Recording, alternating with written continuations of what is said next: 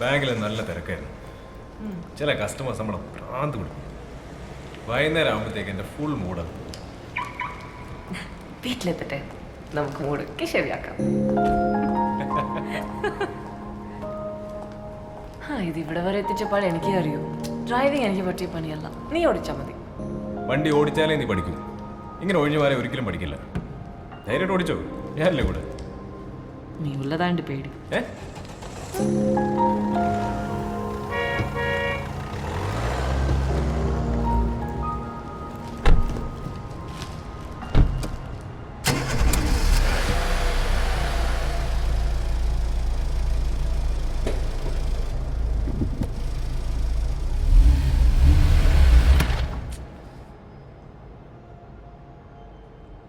നിന്റെ നോട്ടം കണ്ടാൽ എൻ്റെ ഉള്ള കോൺഫിഡൻസും കൂടെ പോവും.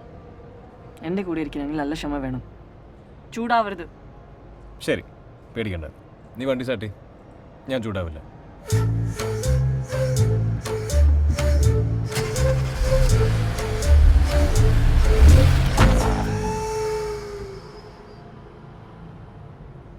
വണ്ടി സ്റ്റാർട്ട് ചെയ്യ്. ക്ലച്ച് മെല്ലെ എടുത്താൽ മതി.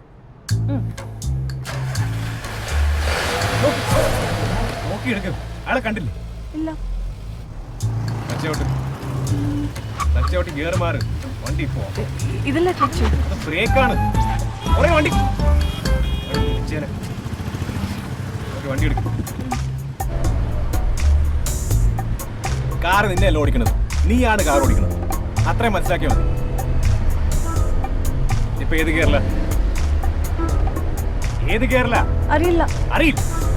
ഒച്ചയായിട്ടാറിലൂടെ സെക്കൻഡ് ഗിയറിലാണ്. ഗിയർ മാറ്റിക്ക്.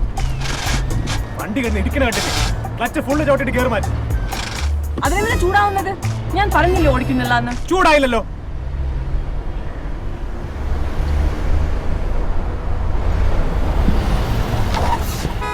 വണ്ടി പുറയില് തോന്നിയാസം കാണിക്കുന്നു. എവിടെ അഞ്ജലി? കണ്ണ് കണ്ടോട്ടോ.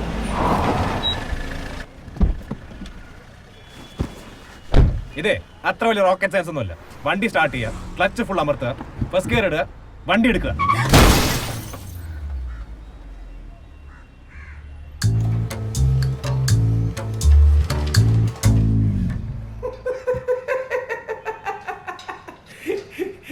ഇത് വലിയ പണിയില്ല സാർ. ഇത് സർവീസ് ടാക്സ് അടക്കം ഏകദേശം 12,000 റുപ്പീസ് ആവുന്നുള്ളൂ. സാറിന്റെ പേപ്പറൊക്കെ ഓക്കെ അല്ലേ? ഈ ഇൻഷുറൻസ് ഒക്കെ ഞാൻ ക്ലെയിം ചെയ്ത് തന്നോളാം. താങ്ക്സ്. You welcome sir.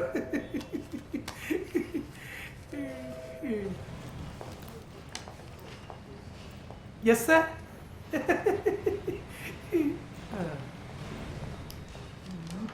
കടന്നു വരൂ, കടന്നു വരൂ, കടന്നു വരൂ. നിങ്ങളുടെ വില നിങ്ങൾക്ക് തീരുമാനിക്കാം.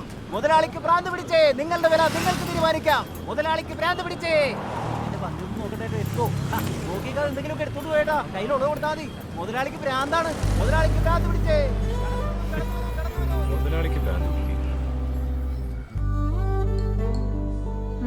അസിസ്റ്റന്റ് മാനേജർ ആള് കൊള്ളാലോ. ഉടനെ പ്രൊമോഷൻ ഒക്കെ കിട്ടോ? ഈ പോക്ക് പോയ മിക്കവാറും അവർ എന്നെ കൊണ്ടേ പോവും. കൊള്ളു നിന്നെ.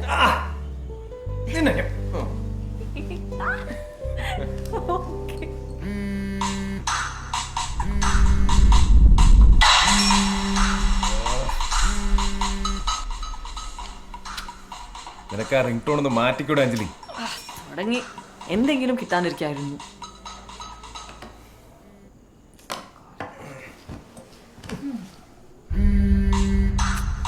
ഫോൺ എടുക്കാൻ അഞ്ജലി. ആരത്? അതൊരു ഞരമ്പ് രോഗിയാ. ഇവിടെ വേറൊരു പണിയില്ല. ഞാൻ സംസാരിക്കാൻ. എന്റെ അമ്മു, അത് അതിലും വലിയ പണിയാവും. ആവശ്യം വരുമ്പോ പറഞ്ഞോളാം.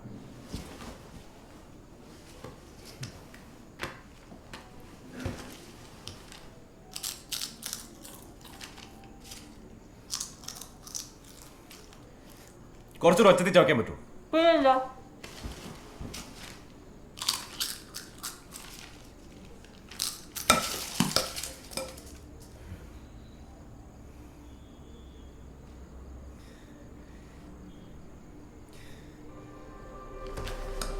So sorry.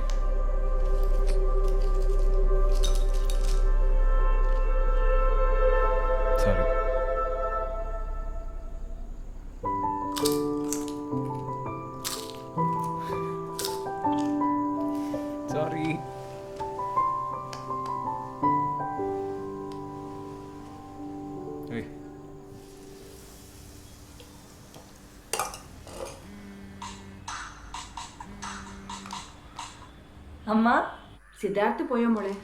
റെഡി ആവുന്നേ ഉള്ളൂ. എന്താ അമ്മേ വിശേഷം? അജുന് നല്ല ഒരു ആലോചന വന്നിട്ടുണ്ട്. ആഹാ, അടുത്ത ബന്ധുക്കളും വീട്ടുകാരും കൂടി അവിടെ വരെ ഒന്ന് പോണം.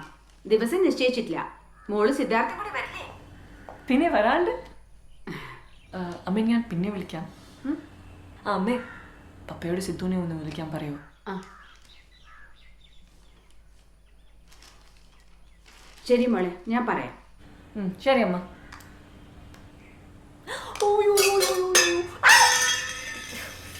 ഇപ്പൊ ശരിയാക്കി തരാം.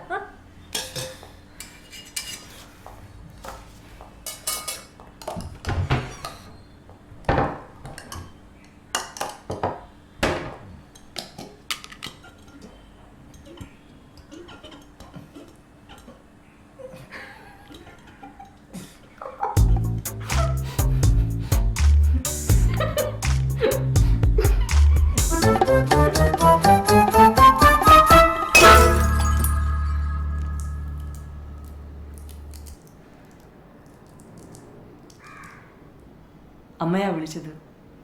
അജുവിന് ഒരു കല്യാണാലോചന വന്നിട്ടുണ്ട്.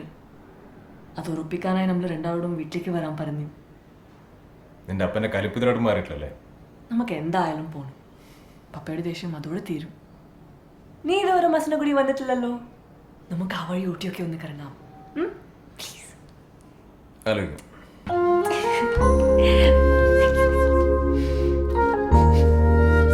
ഞാൻ പെർഫ്യൂം അടിച്ചല്ലേ? കുറച്ച്. അത് ചുമ്മാ ടെസ്റ്റ് അടിച്ചതല്ലേ? വേണമെന്നല്ലേ വേണ്ട.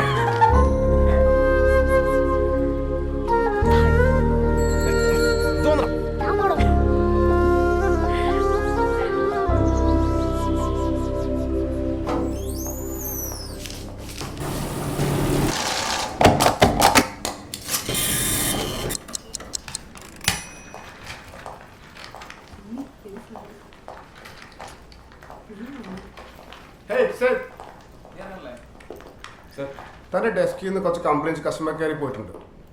കസ്റ്റമേഴ്സായിട്ട് റിലേഷൻഷിപ്പ് കുറച്ചുകൂടി കാര്യമായിട്ട് ശ്രദ്ധിക്കണം, അല്ലെങ്കിൽ അത് തൻ്റെ കരിയറിനെ തന്നെ ബാധിക്കും. Sure sir. Be serious. Okay?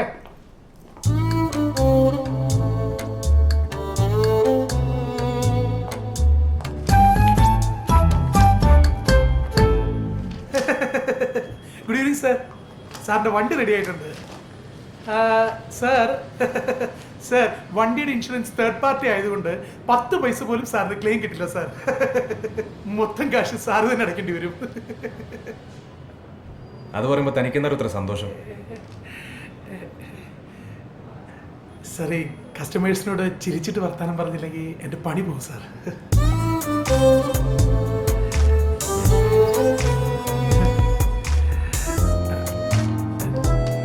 Thank you sir.